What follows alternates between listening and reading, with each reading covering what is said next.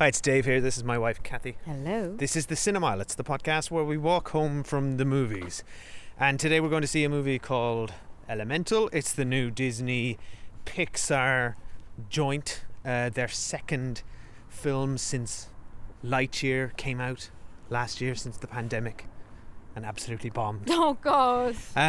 Kathy, how are you feeling about this? We're going with our kids, by the way, as well. We're going to bring our two sons to this movie who are not here right now, so we're going to go back and get them Because go down there because they are chaos when we're recording the podcast. They're with their granny right now. They're just at that age where if you put a microphone in front of their face, they're just going to start going blah blah poo poo, all this kind of stuff. All that kind of stuff. But yeah, it's funny because we used to love Pixar so much. We didn't do a podcast on Lightyear, but what it was called? Yeah, but I went with the kids last year and didn't mind it. It was fine, but nothing to write home about really. I'll add to that. I've seen it on Disney Plus since, and I don't think it was very good at all. I thought it was actively one of their worst Pixar movies. It just didn't feel like a Pixar movie, and I think for us we've been kind of disappointed with Pixar in the last few years because we loved Pixar. We used to even own DVDs of the shorts that come on before the movies because they were so creative and we really loved them. And I guess in the last couple of years, Disney obviously bought Pixar whenever it did, but in the last couple of years, Disney movies have kind of been better. The Disney Studios Encanto, movies, yeah. Frozen, of course. So with this one, I have seen a trailer, which again I wasn't particularly impressed by, but I'm maintaining hope because I really want to enjoy it. And it's a lovely thing to do, on a weekend afternoon to bring the kids to the cinema. They're 3 and 5 and they love it, and it's a really nice family outing. So it would be a nice, to be honest, it's better for me than going to see some of the very poor kids movies I often bring them to anyway, right? So I'm excited. What was that one you took them to recently? The Mummies or something? Mummies. There's all these. For anyone listening who's not a parent, right? Let me tell you, there is a whole subgenre of shitty animation that just must be raking it in just for the periods when there's no. I wouldn't say Disney Mummies was shitty. Mummies was fine. Sorry, I didn't mean to single that film out, but you know what I mean. There's fine. We saw a trailer. We were trying to pick a movie a few weeks ago for them, and we saw a trailer for something which is in cinemas for a franchise called Little Eggs or something. Little Eggs Go to Africa. And it was honestly just the trailer is one of the worst 2 minutes of my life. But then this is a feature-length movie in cinemas that no one has heard of. But on a rainy day, I'll bring the kids to see it, as most people will bring their kids. And we did, however, side note, go and see Ruby Gillman Teenage Kraken last weekend. Now that's a DreamWorks one. I enjoyed it, and the kids enjoyed it too. Now they have. What's interesting about that is that shouldn't fall into this subgenre of animations no one's heard of that are in cinemas, because it's a DreamWorks film. DreamWorks, huge powerhouse animation studio, but looks like they just absolutely abandoned it with the marketing. No marketing, no marketing, and it bombed. It absolutely bombed. Really high production though. I'm not surprised. Yeah, and it's very good, I would say, particularly for kind of tween audiences, though our kids loved it as well. Now, all that being said and done, on to Elemental. Dave, are you excited for this? No, I'm of a mind where I agree with everything you said. There was a period in the noughties where quite literally Pixar were my favourite movie studio. Anything, they were the draw. You were in the age of movie stars or genre. It was just if a Pixar movie was coming out, I was front in line, and they had back to back successes like Toy Story 2, Finding Nemo, Wall-E, Up.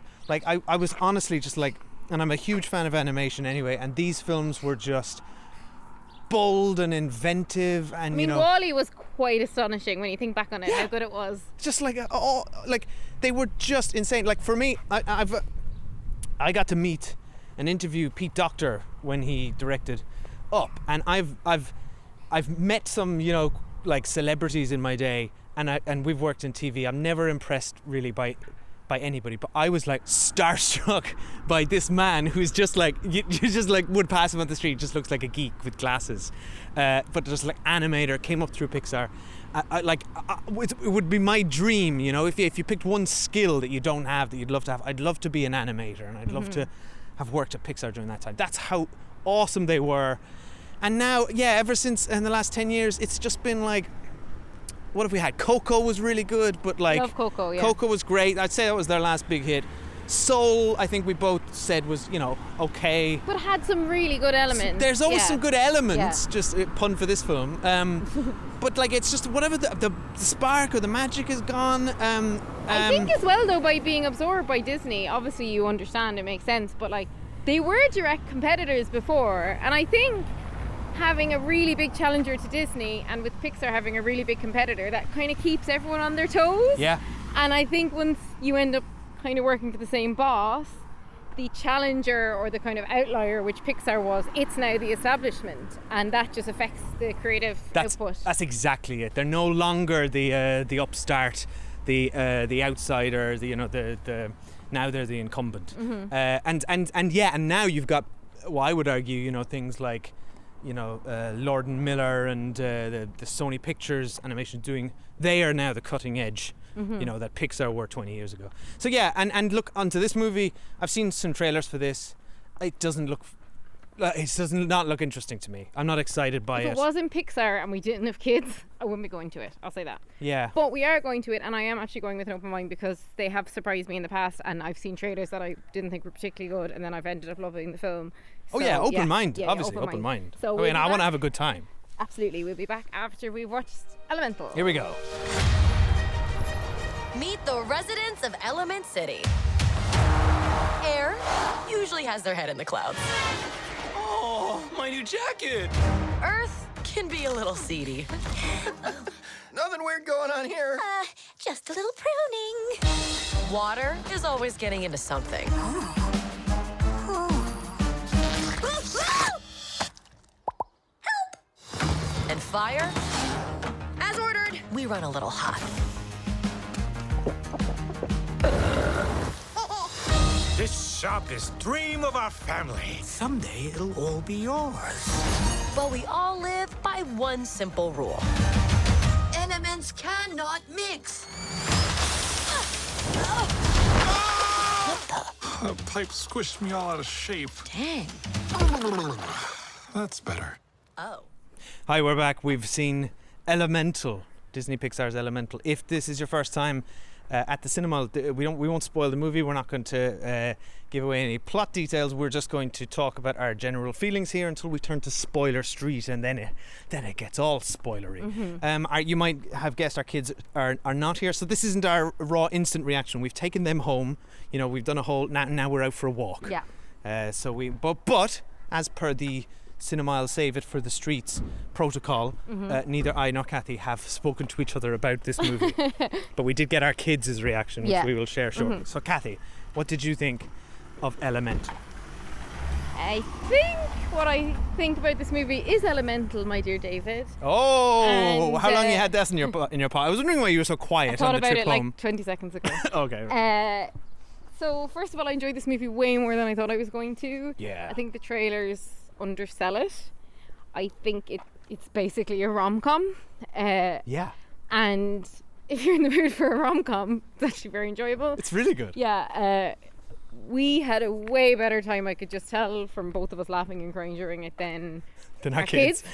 Particularly the 3-year-old, he repeatedly said he wanted to go home, so I'd definitely say it's not for that. Now, it's fine because he was then distracted with snacks and stuff, and he liked bits of it, but it was not interesting for 3-year-old, did not hold his attention. 5-year-old said he loved it, so there are their two reactions. But can I caveat that?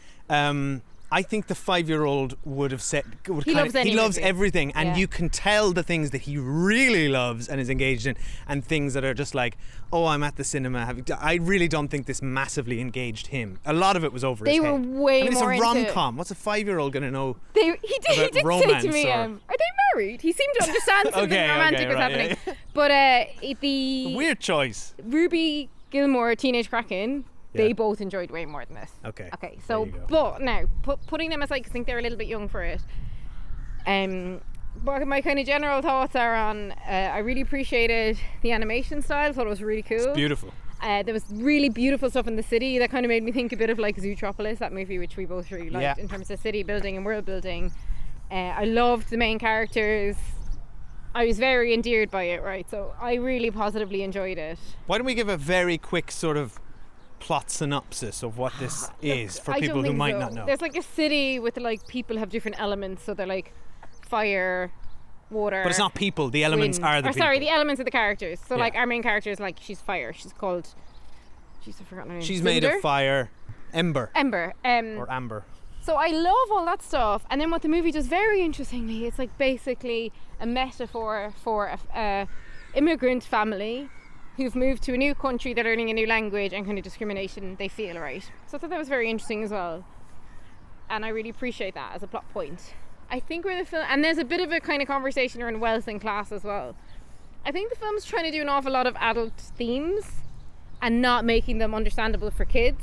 Yeah. And I think where the movie falls flat is it's Pixar. At the end of the day, like, I do expect there to be a sub level for kids to be into, and I think they've missed the mark on that.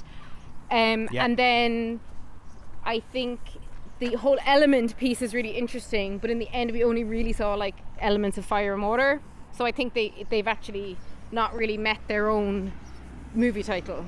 Yeah, it's not. Yeah, it's a surprisingly small and focused film. Yeah. For what is like, it's basically like an indie sort of character drama Yeah. in many ways, with a rom-com, It's like which I 500 wasn't Days of Ember. expecting. Yeah, you see the trailers for this and you think, you know, whoa, like huge, and you see this giant city where all these elements are living together, and you're like, whoa, so many interesting scenarios. It's going to be so epic, but it is not epic. This film is not epic. And but it's not like I actually Inside think it Out. works in its favor. It's not like personally. Inside Out where like you get to feel all the emotions, and it also very much kind of looks like that movie.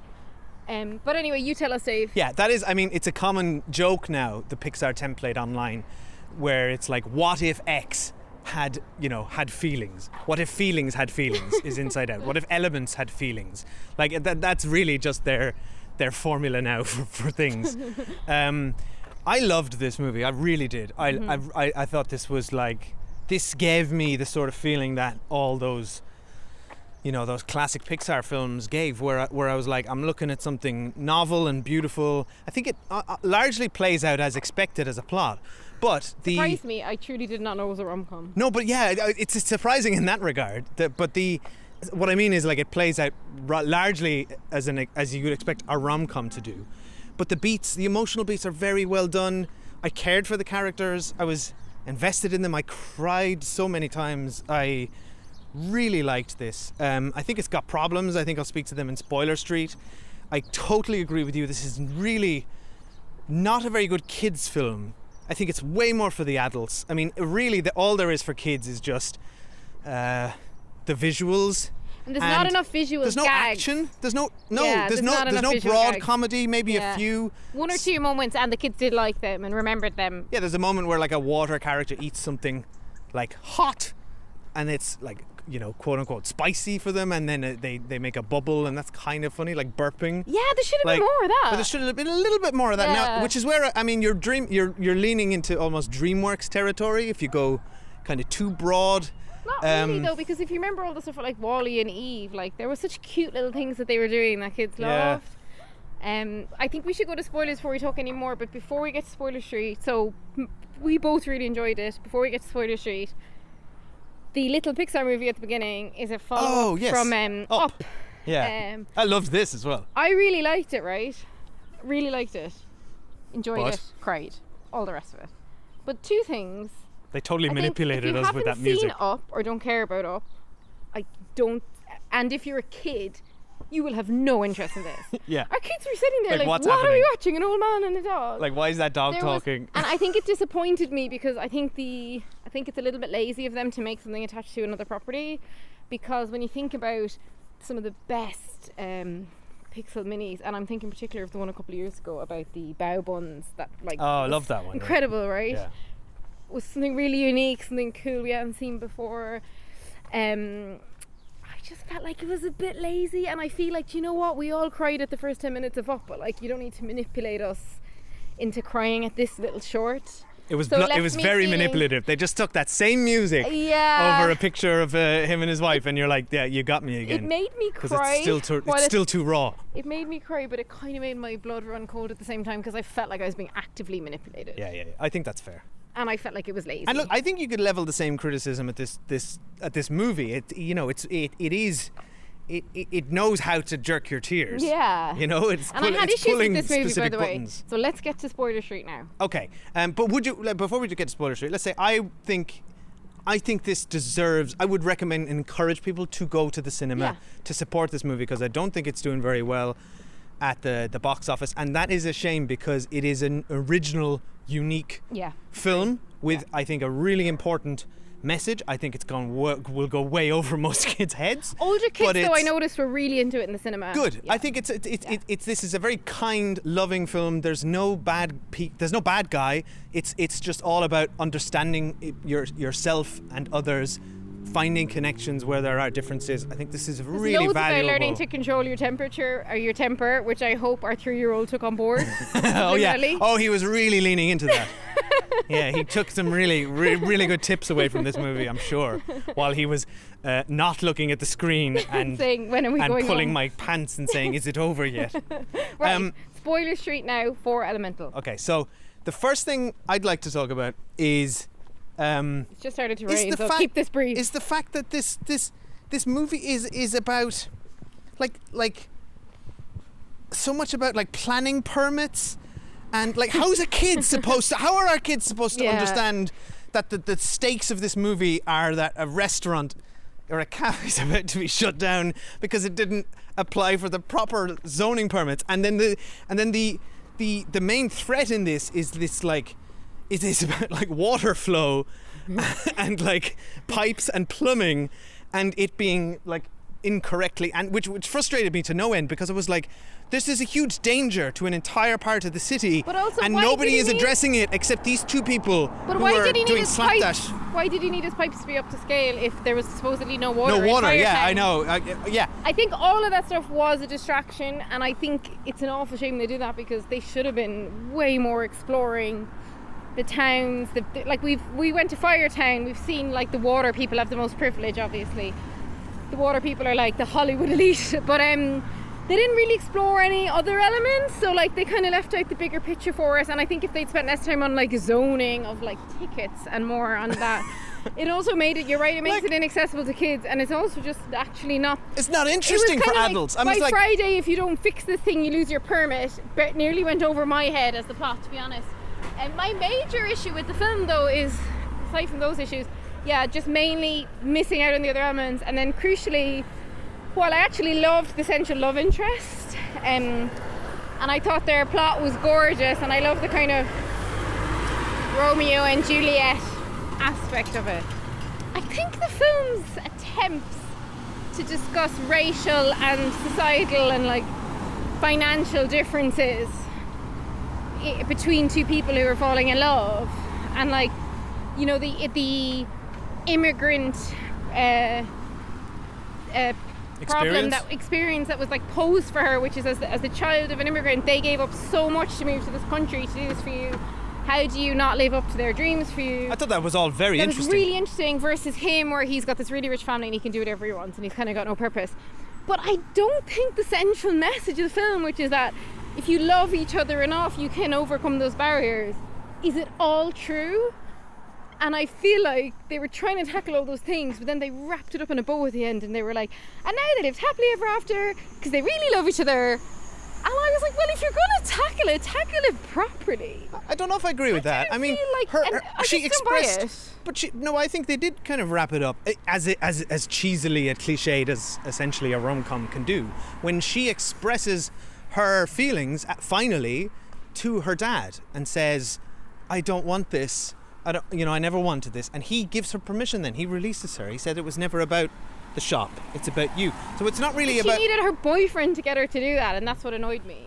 It's as if, like, by getting this perfect man in her life, then she was able to do that. Yes, but her boyfriend was in touch with his emotions and himself, which she wasn't. That was part of her arc. She learns that from him very early on in the hot air balloon. He says sometimes, I think when I get angry, my temper is trying to tell me something and I need to listen to myself. He gives her those tools and that advice to be able to come to that conclusion herself. I think this is why I'm bristling, though, because it's like he needed to give her all the tools. Meanwhile, what did she give him?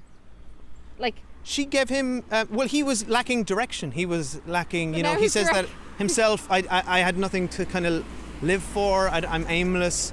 You know, now you're a spark that's ignited me or something. Toxic, like I had nothing to live for until I met you. I mean, I don't know. maybe The more I unpick it, the more I'm a bit like, ooh. I personally didn't see anything in his behaviour or I don't think so either. Or his character that I would describe as toxic. I don't think his character's got anything toxic. I think the film's lovely. It's more like the takeaway. What are the kids watching and taking it away? She needed a man to fix her life. I'll answer that question. The answer is nothing. The kids are taking nothing away from this movie except the water guy did a burp. Yeah. Right? This is my point. I mean, like, and maybe as you said earlier, I think to older kids, maybe this will subconsciously land a little better, but I think the stuff like controlling your emotions and all that is like, but we've seen Inside Out. Yeah. And like this film's like borrowing from that a little bit. I think she learned a little bit too much from this guy and didn't learn from herself. All of that aside, but taking that hat off, I loved all their romantic scenes. I absolutely loved when when they merged, like when they're afraid to touch each other, and when they finally touched, and he's like, water started boiling, and their he chemistry kind of changed. That's a great line. So cool. I really liked it, and I really liked all that stuff, and I love the setting of her dad's shop that she works in, and I think it was all. It's almost like it was all so good. There was loads of interesting stuff in it. There's complex stuff in there. And then the whole package just is a bit off when you start trying to analyse it afterwards. What do you think was off about the package then? There wasn't enough theme. Elements. There was too much of those I agree characters. with that. I think the plot lets this down. I don't think you don't need they wanted some inherent conflict or tension to drive the plot forward, which you need. Mm-hmm. Which in this instance they chose to be her father's shop's going to be shut down on Friday. And that's the water's leaking. And I guess it's also, to be fair, a reason for those two characters to have to hang out and spend time together. But they could have had to hang out just to solve the water's leaking into Firetown issue. Yeah, that would have actually been enough of a motivation for them to work together. And then also it just kept coming back, this stupid like water dam breaking because of the sacks don't work. Oh no, we got to go back. The glass doesn't work. It's just like, firstly, it was just frustrating me that this problem, which I guess is emblematic of most cities, that this problem could have just been easily solved by getting some builders in to fix it, but he'd pissed off the builders or something. It just didn't make sense. That bit was like, what? It's like someone was like, oh, we need a reason actually quickly for that not to work. What I loved, my favourite scene was when he brought her in the air bubble through the like caves to look at this tree that responds to heat, and then it all bloomed because she was there. Like, that was so beautiful. And it was lovely. And they used that as a flashback to show like the systemic racism that her and her father had experienced early on. And even I think you might have been in the bathroom with Elliot, but there was a scene when she went to dinner with his family where somebody in the family says, oh, you basically said, oh, you speak much better than what I thought you would, as in because you're foreign or you're an immigrant, whatever. And that's like a really interesting piece to have in the film. And I think definitely people who are living in countries where they were immigrants or their parents were will relate to. But I don't think I don't think that would cut through to a kid who's living. I don't think that would make a kid who's not experiencing racism or exclusion understand that. Like, I don't think they did it enough. Okay, maybe not. I'll agree with you. Maybe not. And I think a lot of this goes over the heads of kids. But my position is, I think, like, I'm just so happy and glad to see these kind of things even being presented in a format for children, because these are real experiences outside of when we grew up. It was The Little Mermaid and Beauty and the Beast, all very classic patriarchal tales that really have nothing to add, and it's all, so this is at least, people who can relate to these experiences. Even young children may identify with this. I agree. And also, it's just like, even just to present a male rom-com lead who is already in touch with his emotions. I love that. I love every time he cried. That was so good. And I love that he came back to life from crying, from like the call back to the game. There's actually loads I liked in this. I'm just being critical because I'm just nitpicking it because I actually think it was that good that I wish it was better. Because I think that's important, especially we're raising two boys, and I grew up as a boy, kind of having the expectation that I shouldn't or don't cry. No, what you grew up with was the expectation that for you to date a girl, she needed to give up her voice, and be completely mute. Or in the case of Beauty and the Beast, you could kidnap her and hold her captive until she learns to fell in love with me. you. You're dead right on this point. I loved him. I thought he was such a good character, and I loved them together. And I'd actually love to watch a movie with them as the main characters again, but a movie that is exploring all the different elemental stuff. Yes. I really loved the moment at the end when her and her dad bowed to each other. I thought that was a lovely full circle moment as well. When you think of, yes, I love that as well. There's a lot I loved about this, but I don't think it's, I really just don't think it's good for kids. If I think of but it's not a Disney classic though. Like this will not. And that's what I'm trying to put my finger on, and I can't do it. But like, why?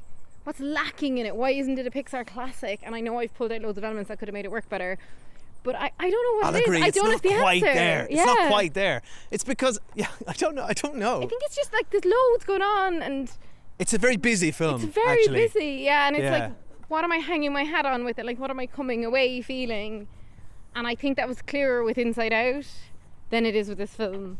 And I love this film. Like, I had a lot of joy as I watched it. I love how the fire people are particularly animated, where they're like, their nose is a flame.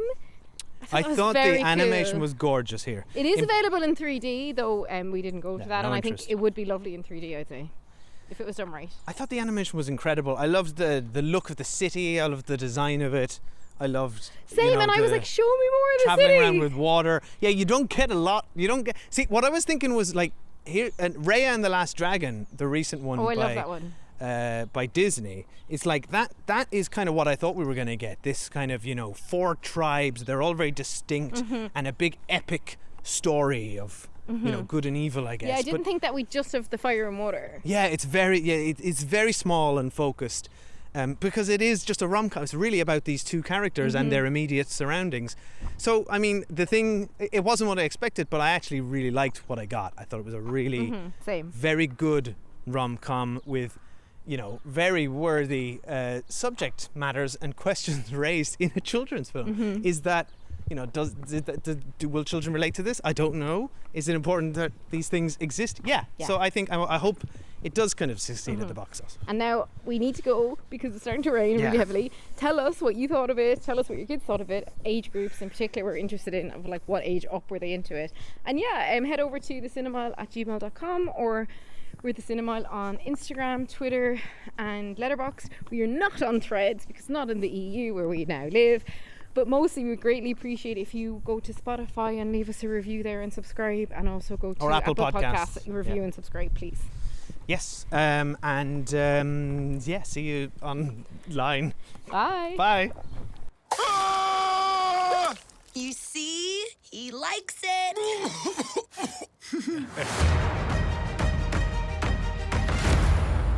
I'm Laura. I'm Lauren. And this is Go Love Yourself. She went, you're 26? I was like, size 26, yeah. And she was like, oh, right, that makes sense. This is the show where we're learning to love ourselves a little more and taking you along with us. I grew up never seeing anybody that looked like me, and that made me feel like not part of society, like almost like not a woman, because I just never felt like I fit in. If you've got a relative that is mean about your body, Laura, what do we say to them?